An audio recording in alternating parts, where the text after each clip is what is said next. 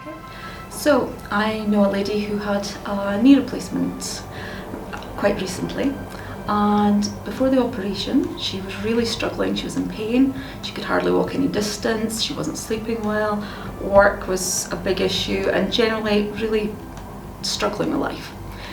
3 months on, she's a completely different person. The knee replacement has transformed her life. She is happy, she's sleeping, she's back to work, she is on no pain medication whatsoever, and really pleased.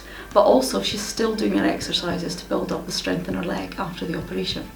And as a researcher, I'm really interested in how we can use technology to support people going through a knee replacement surgery, so that they maybe don't have to come to the hospital during their rehabilitation. They can do this at home, but be guided by the best information and still be linked into doctors and physiotherapists.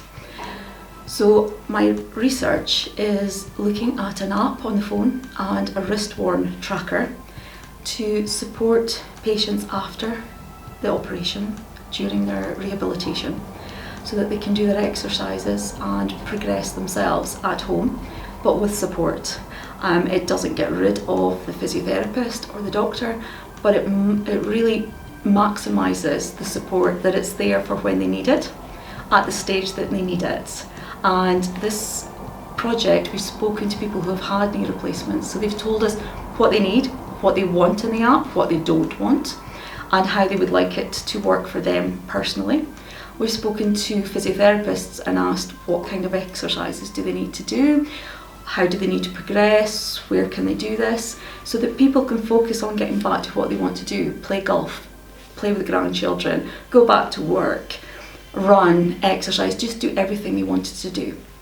And the potential from this project is, I see this being really important and could be applied across lots of different conditions after surgery to help them maximise their quality of life.